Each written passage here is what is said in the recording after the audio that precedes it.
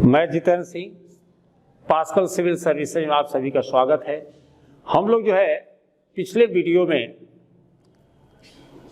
आर्थिक, सामाजिक, उसके पहले राजनीतिक, ये सब जो है हम लोग बात कर चुके हैं। अब हम लोगों को बात करना चाहिए शिल्प एवं तकनीक। शिल्प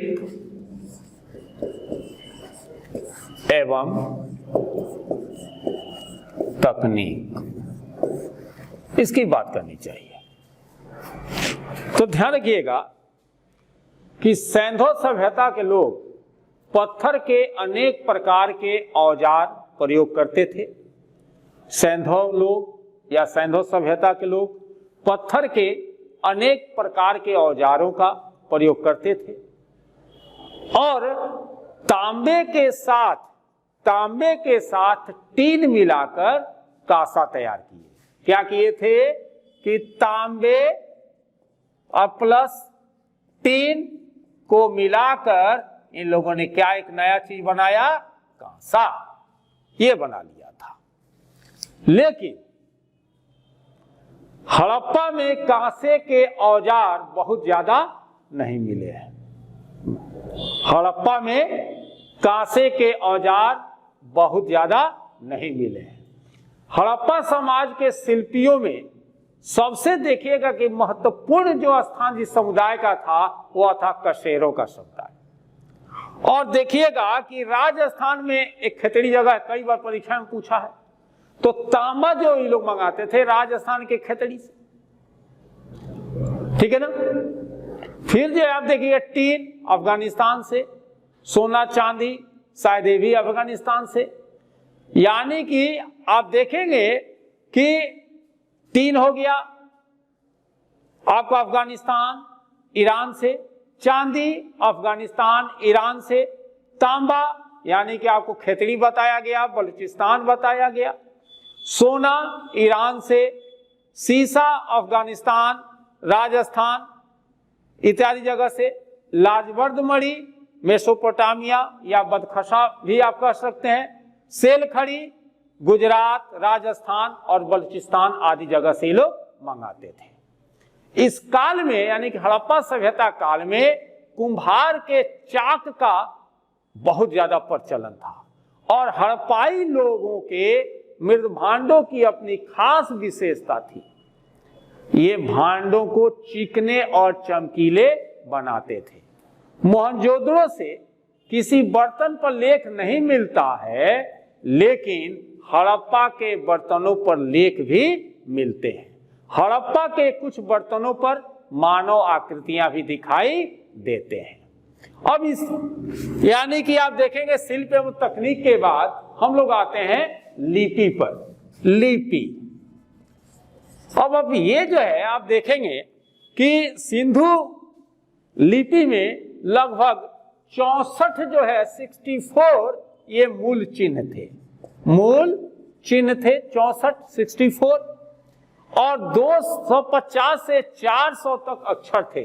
250 से 400 तक क्या था, अक्षर था, ठीक है। उसके बाद देखिए जो यानी कि सिंधु लिपि में 64 मूल चिन्ह एवं 250 से 400 तक अक्षर हैं, जो सेल खड़ी की आयताकार मुहरें, तांबे की गुड़िकाओं आदि पर मिलते हैं। और लेखन जो कला था उस साधारणतः अक्षर सूचक माना गया है। अक्षर सूचक माना गया है। ऐसे कहा जाता है कि हड़प्पा लिपि का सबसे पहला जो नमूना 1853 में मिला था और 1923 तक पूरी लिपि प्रकाश में आ गई, लेकिन अभी तक जो है वो पढ़ा नहीं जा सका है। क्योंकि इसीलिए कहा जाता है कि हड़प्पा लिपि भाव चित्रात्मक, यानी कि जिसको अंग्रेजी में आपको पिक्टोग्राफ भी कहते हैं, भाव चित्रात्मक है, यानी कि पिक्टोग्राफ है। और उसकी लिखावट क्रमशः दाईं ओर से बाईं ओर की जाती थी। अधिकांश अभिलेख मृण मुद्राओं यानी कि शीलों पर है। इन शीलों का प्रयोग धनी वर्ग के लोग अपनी निजी संपत्ति को चिन्हित करने और पहचानने के लिए करते होंगे, ऐसा माना गया है। और कहा जाता है कि सैंधव लिपि मूल रूप से देसी है और उसका पश्चिम एशिया की लिपियों से कोई संबंध नहीं है। और इसी लिपि में आप देखिएगा वेट एंड मेजरमेंट यानी कि बाट और माप की भी बात की जाती है, बाट और माप की भी बात की जाती है। तो माप, बाट और माप यानी कि तौल की इकाई संभवतः 16 के अनुपात में थी। वेट की तौल की इकाई संभवतः 16 के अनुपात में थी, जैसे 16, 64, 160, 320, 640 इत्यादि। ये जो बाट होते थे ये घनाकार, वर्तुलाकार, बेलनाकार या शंक्वाकार आकृति के होते थे।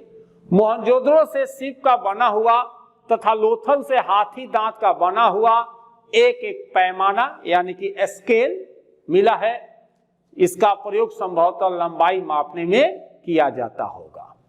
यह हो गया बाट माप।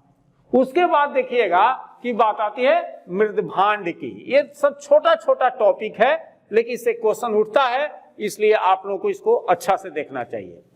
हड़प्पा भांडों जो है देखिएगा आमतौर पर वृत्त या वृक्ष की आकृतियां मिलती हैं क्योंकि यह प्रमुख चित्रकारी थी। कुछ ठिकरों पर मनुष्य की आकृतियां भी दिखाई पड़ती हैं। अब देखिएगा मोहर यानी कि मुहर। ये जो है हड़प्पा संस्कृति की सबसे सर्वोत्तम जो है कलाकृति थी, उसकी क्या मुहरे। हड़प्पा संस्कृति की सर्वोत्तम कलाकृतियां जो हैं उसकी मुहर। अब तक लगभग 2000 जो है मुहरे प्राप्त हुई हैं।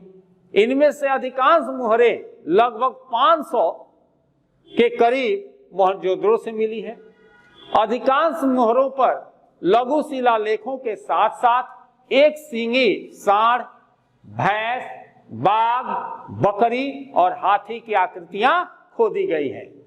अधिकांश मुहरों पर लघु लेखों के साथ साथ एक सींगी सांड, भैंस, बाघ, बकरी और हाथी की आकृतियां खोदी गई हैं।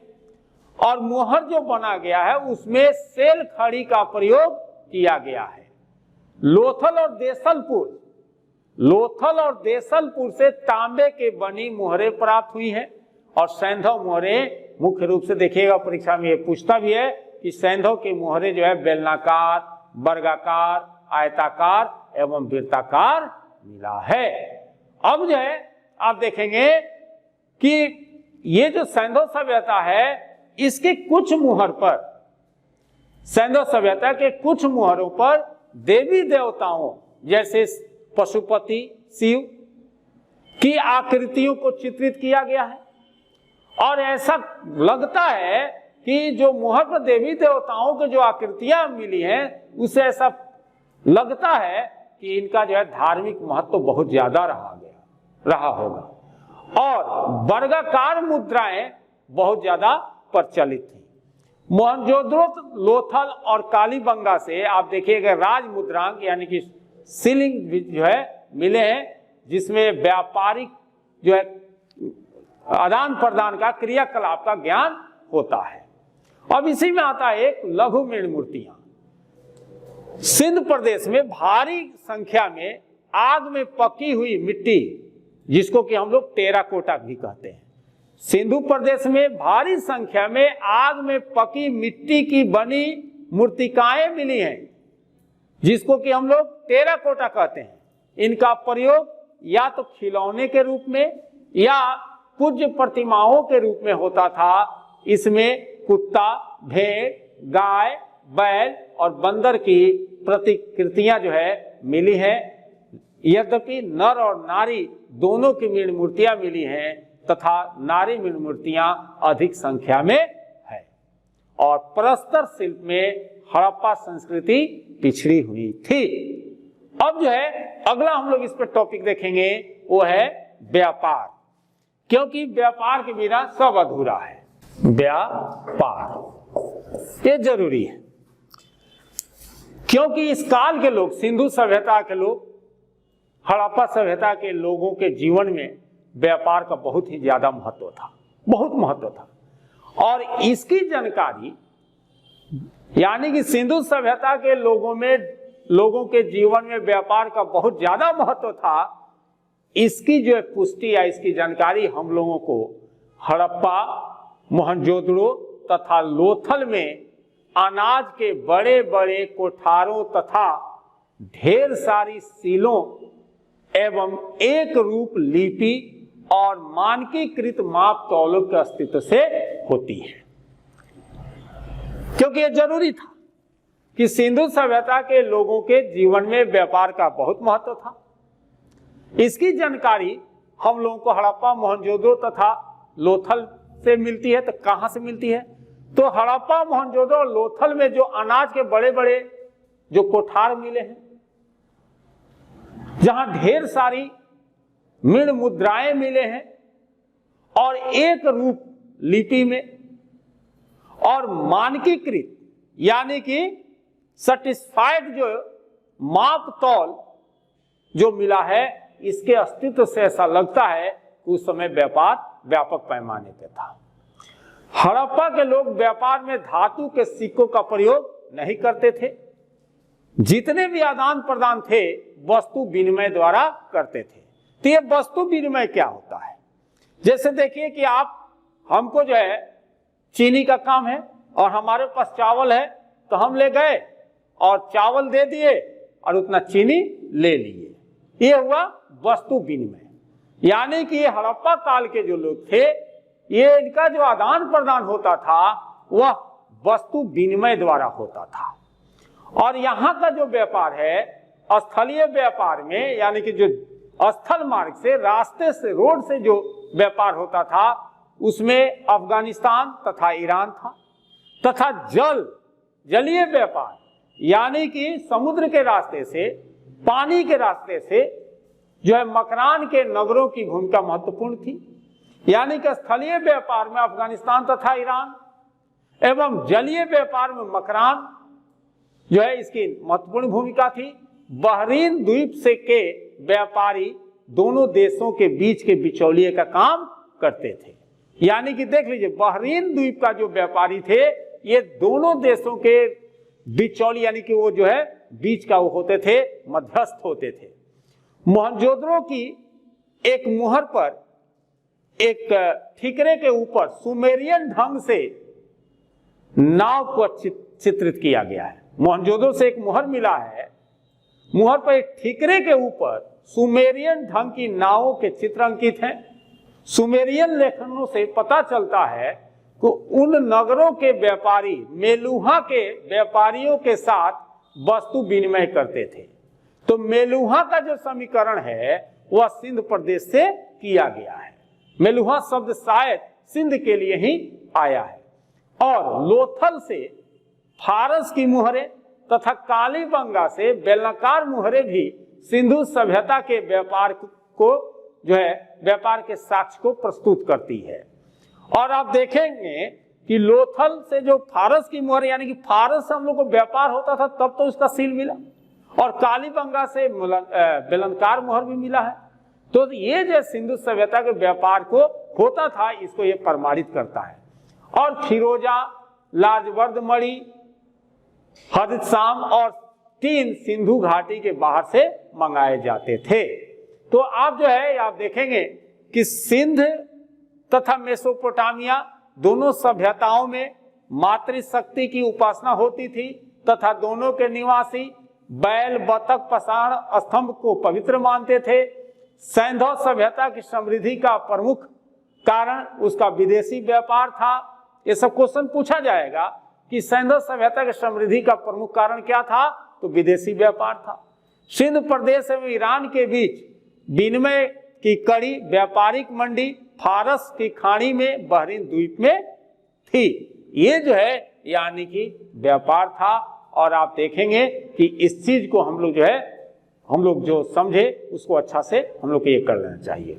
और हम लोग जो है यानी कि इसके पहले बोले कि जो बाहर से जो मंगाई जाती थी सामान, उसमें क्या था? जैसे टीन ईरान से यानी कि मध्य एशिया, अफगानिस्तान से, तांबा खेतड़ी यानी कि राजस्थान बलूचिस्तान से, चांदी ईरान अफगानिस्तान से, सोना अफगानिस्तान फारस दक्षिण भारत यानी कर्नाटक से, लाजवर्द मणि जो है वो आता था बदखशा यानी कि अफगानिस्तान से, मेसोपोटामिया से, फिरोजा जो है ईरान से, सीसा जो मंगाया जाता था ईरान, राजस्थान, अफगानिस्तान, दक्षिण भारत, शिलाजीत जो है जो कि हम लोग दवा के रूप में प्रयोग करते हैं वो हिमालय क्षेत्र से आता था, नील रत्न बदखशा अफगानिस्तान से, शंख एवं कौड़ियां सौराष्ट्र यानी गुजरात और दक्षिणी भारत से, हरित मणि दक्षिण भारत से, सेल खड़ी बलूचिस्तान, राजस्थान और गुजरात से